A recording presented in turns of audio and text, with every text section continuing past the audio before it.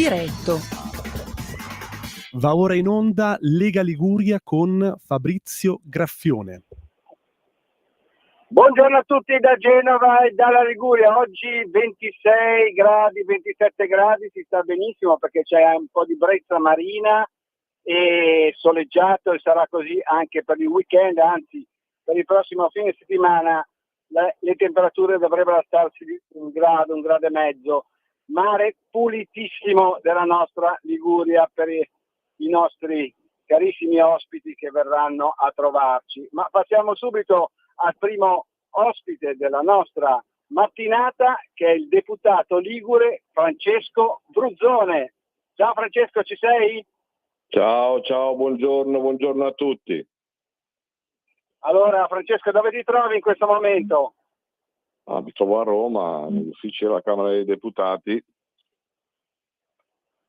a lavorare, soprattutto a cercare di riprendere le tematiche che abbiamo affrontato ieri pomeriggio al Question Time, dove ho avuto modo di ribadire alcuni principi tipici nostri in materia di gestione faunistica. Insomma, c'è bisogno di fare un po' di chiarezza e soprattutto di riportare anche un po' la politica verso la strada giusta, in modo particolare quella strada dove bisogna provare un po' a dire le cose come stanno e smetterla di raccontare bugie in materia di gestione faunistica, che poi l'ha ridotta alla caccia. Abbiamo ascoltato in queste settimane veramente tante di quelle bugie, cose non vere da parte di chi vuole strumentalizzare la materia per fini elettorali, che io penso che non ci credono neanche loro alle cose che hanno detto. Quindi ci siamo dovuti anche un po' arrabbiare e puntualizzare che la spiaggia è una cosa, è una foresta demaniale alpina è un'altra. Invece li hanno affiancato, hanno detto che sono la stessa cosa. Pazzesco, guarda,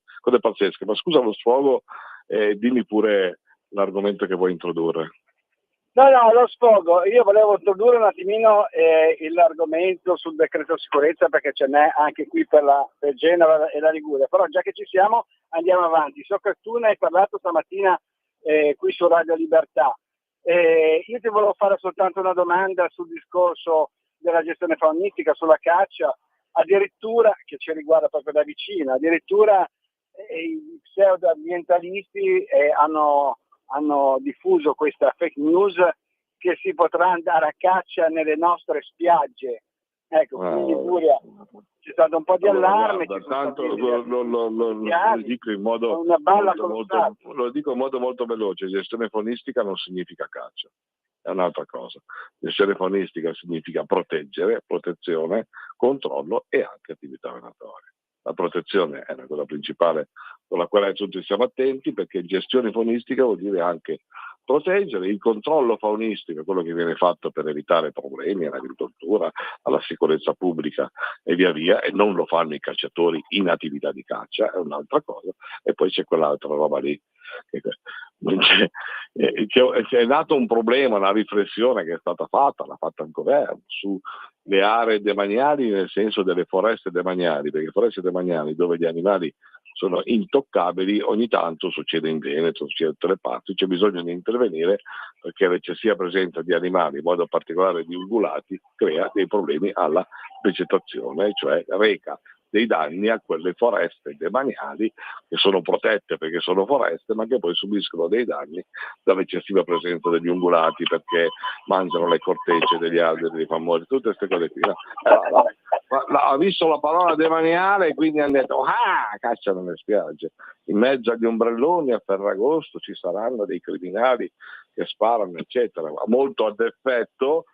Purtroppo immagino che tanti italiani ci abbiano anche creduto a questa bugia.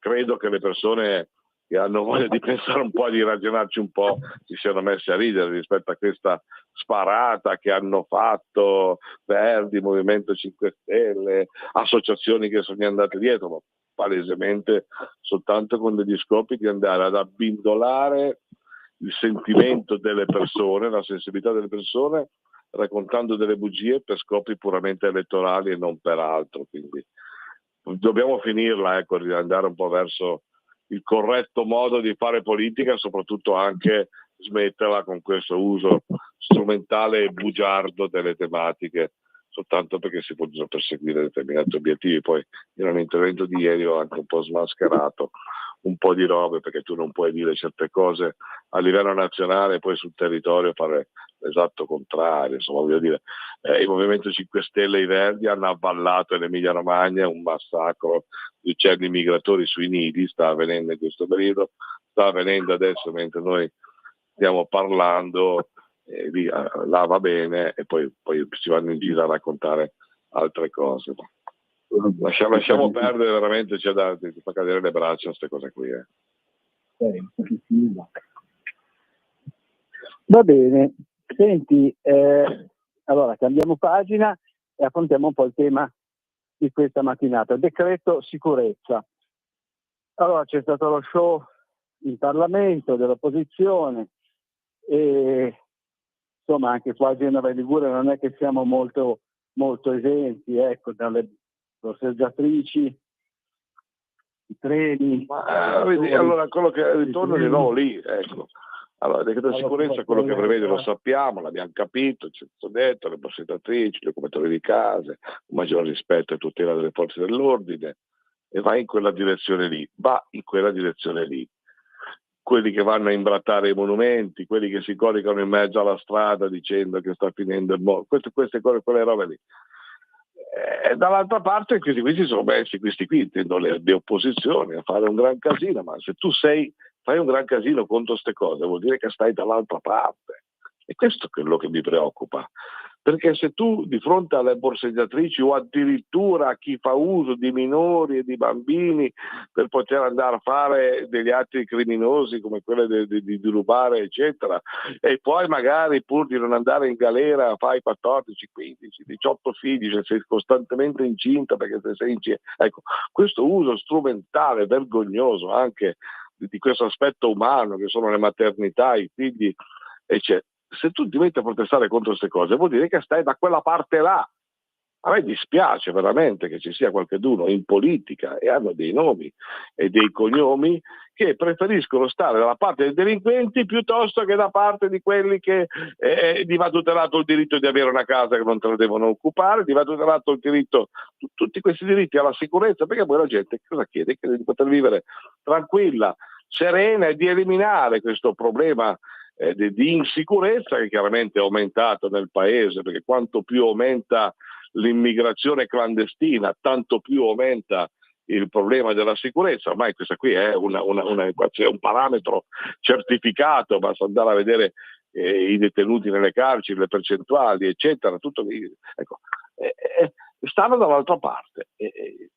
Saremo capaci di far capire a quelli che tengono alla loro sicurezza che c'è qualcuno che sta invece con quelli che creano l'insicurezza e fanno i delinquenti? Perché hanno dei nomi questi, hanno Partito Democratico, Verdi, Sinistre, 5 Stelle, sono quelli che l'abbiamo visto, che sono coricati in Parlamento perché siamo andati contro la linea di Ilaria Salis, non quella di Genova, l'altra, di Ilaria Salis, che è quella che dice che dobbiamo andare a occupare le case e portare via le case alla gente. Ecco, quelli stanno da quella parte lì e poi fanno un casino boia in Parlamento, ma la gente le capirà ste cose? Ecco, adesso mi senti Francesco, ti volevo dire, non è soltanto il discorso nelle carceri italiane, per esempio, faccio un esempio qua a Marassi, circa il 60% dei detenuti sono stranieri, c'è stata proprio una rivolta nei giorni scorsi, insomma sono intervenuti 200 appartenenti alle forze dell'ordine, tra carabinieri, poliziotti, polizia penitenziaria, poi grazie agli agenti della polizia penitenziaria diciamo si è un po' ristabilito l'ordine.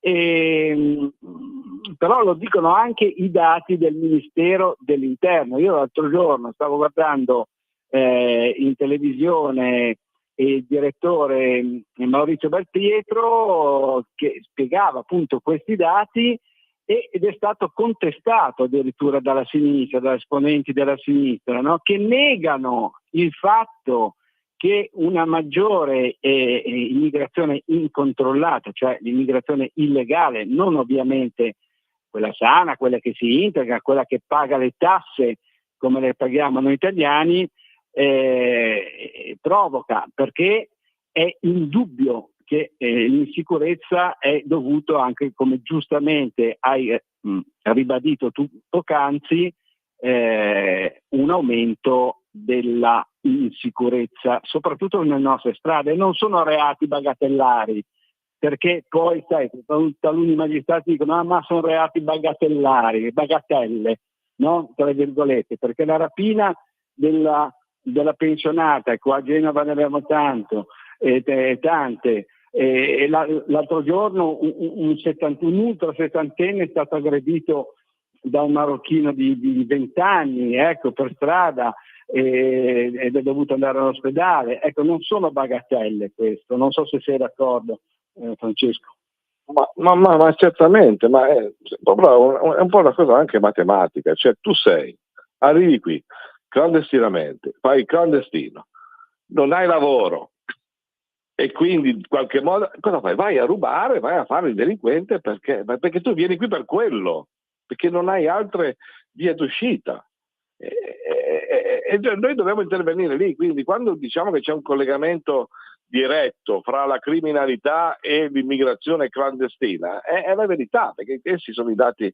Poi c'è l'altro aspetto, gli altri problemi che vogliono imporre le loro culture, le loro realtà, non rispettano, non si adeguano, non si vogliono integrare, eccetera. Ma c'è anche questo dato della sicurezza. Poi dall'altra parte anche i nostri operatori, sono quelli che ci danno la sicurezza, quindi le forze dell'ordine addirittura vengono invisi da una parte politica perché vanno a intervenire contro i loro amici delinquenti.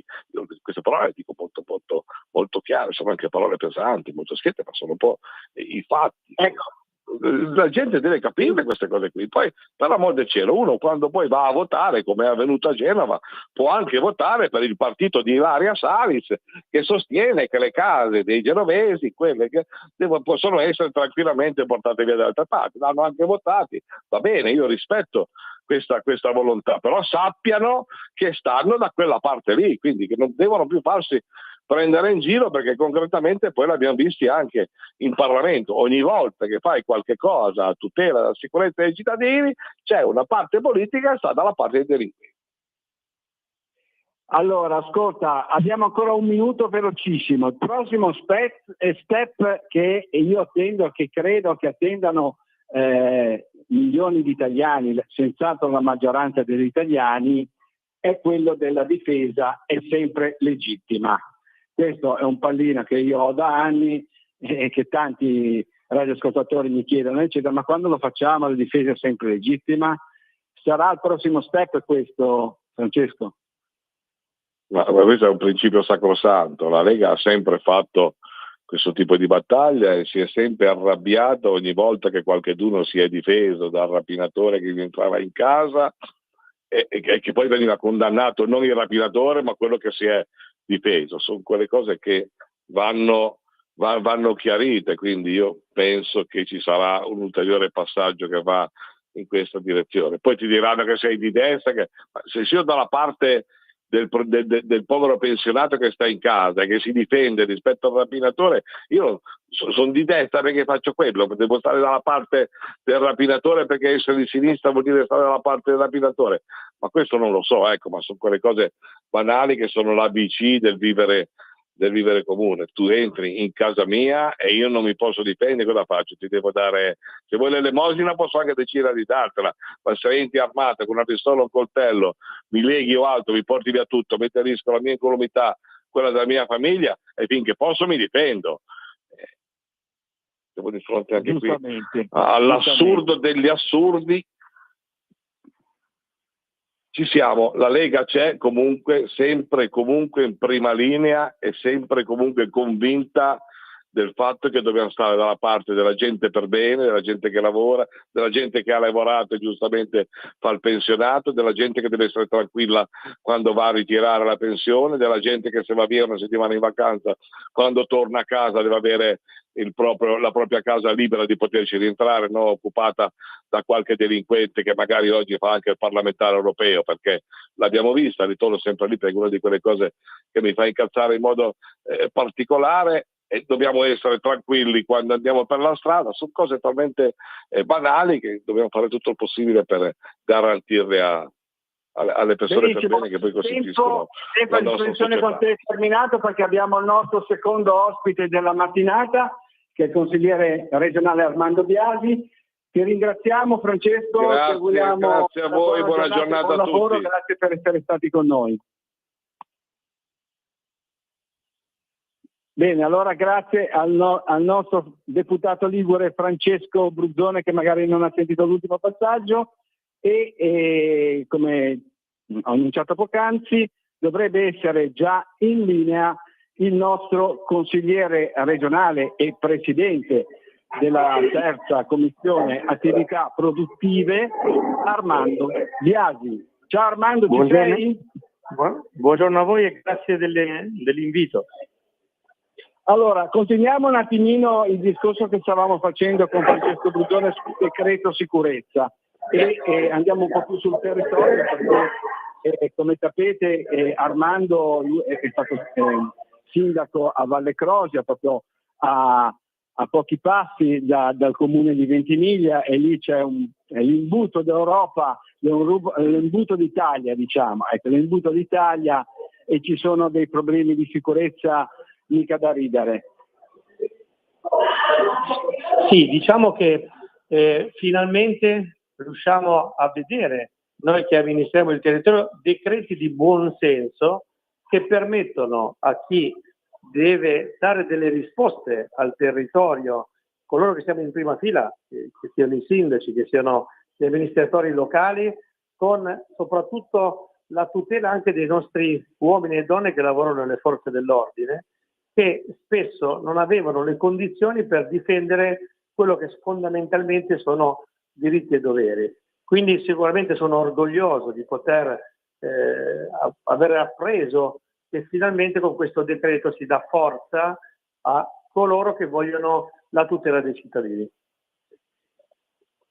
Ecco, è molto sentita anche lì sul territorio dove abiti tu questa nuova legge, questa nuova norma che limita un po'. Perché come dicevi, sì, scusami, perché come dicevi tu, Ventimiglia è un caso di una città di confine che ha dovuto veramente prendere in mano la situazione dell'immigrazione, di quello che è stato un problema anche che poi ha toccato due stati, Italia e Francia, perché c'era il blocco e quindi Ventimiglia doveva gestirsi con la polizia, i carabinieri, le forze dell'ordine, la polizia locale, il sindaco, e quindi è stato molto bravo il sindaco di Muro, il nostro sindaco della Lega, che ha capito che c'era da fare delle azioni, ma molte volte le normative vigenti, anziché essere di aiuto, erano vincolanti quasi a far prendere degli avvisi di garanzia.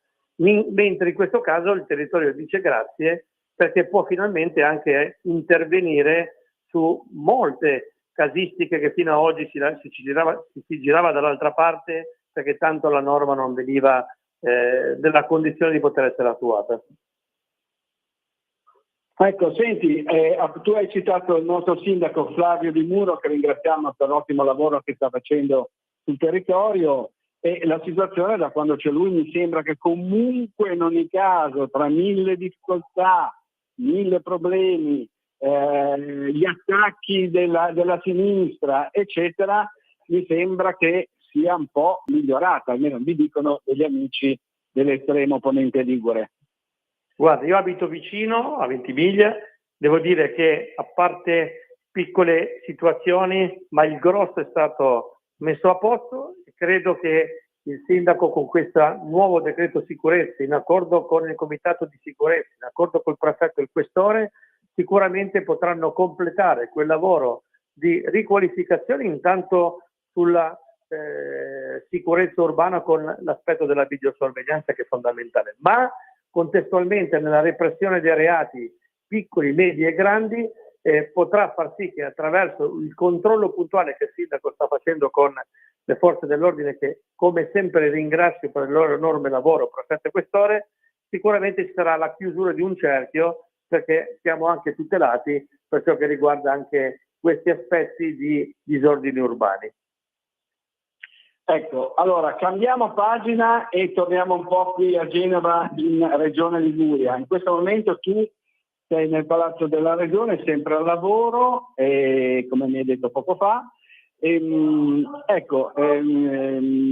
il discorso del piano di bacino, mi dicevi.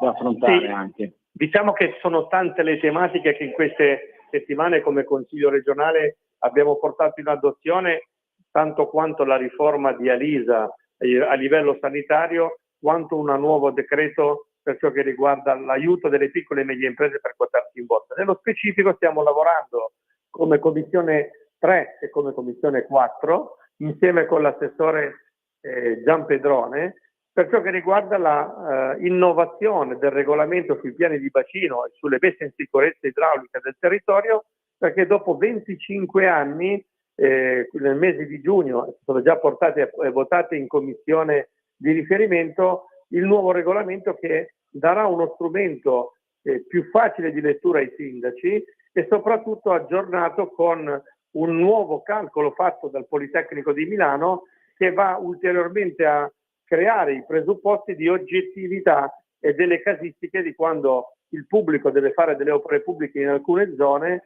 e quando il privato deve fare degli interventi di miglioramento e riqualificazione sul patrimonio edilizio esistente, qualunque essa sia la destinazione d'uso.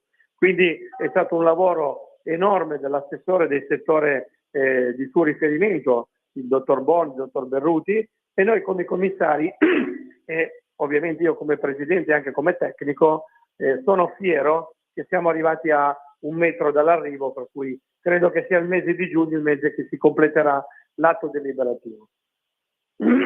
Allora, senti, tu hai parlato di 1 metro dall'arrivo, proprio oggi pomeriggio, credo successivamente alla riunione della terza commissione attività produttive di cui tu sei presidente, ci sarà la giunta regionale e c'è in programma di deliberare finalmente questi circa 6 milioni di euro per la nuova passerella pedonale di Ventimiglia che collegherà appunto le due sponde del fiume e ce lo racconti un po' te. Sì, diciamo questo è un lavoro importante di concerto fatto dal presidente Bucci, dalla giunta, dal sindaco di Muro, da noi consiglieri del territorio di maggioranza. Nonostante qualche gufo del territorio, consigliere di minoranza del PD, che tifava che questa cosa non avvenisse nella persona del consigliere Ioculano, ma queste sono storie. Per cui dopo la tremenda sciagura del tornado Alex, Ventimiglia si era trovata in pieno centro che la passeggiata mare e 2 borghi, che sono la Marina San Giuseppe e il centro città, divise perché il ponte e la passerella pedonale fu portata via da quella alluvione, in realtà da anni si aspettava il finanziamento che permettesse queste importanti opere pubbliche. Oggi, dopo ovviamente l'approvazione progettuale e delle norme vigenti, in giunta passa il finanziamento di 6 milioni di euro che il presidente Bucci in campagna elettorale regionale a Ventimiglia, nel Palazzo del Teatro, aveva promesso. Quindi complimenti al presidente Bucci, complimenti alla giunta, complimenti alla tenacia del sindaco di Muro e soprattutto al monitoraggio di noi consiglieri che abbiamo cercato di far comprendere quanto era importante per la Porta d'Italia, la città che ovviamente si affaccia alla Francia, questo intervento di messa in sicurezza ma anche di servizio ai cittadini. E io invece faccio i complimenti al nostro consigliere regionale e presidente della terza commissione attività produttive Armando Biasi, perché so che si è dato molto da fare in tal senso. Bene Armando, il nostro collegamento si chiude qui, ti ringraziamo, ti auguriamo una buona giornata e buon lavoro. Ciao Armando. Buona giornata e grazie a tutti i vostri radioascoltatori. Ciao, grazie ancora al nostro consigliere regionale Armando Biasi e per il momento da Genova e dalla Liguria è tutto, linea a Milano da Fabrizio Graffione. Avete ascoltato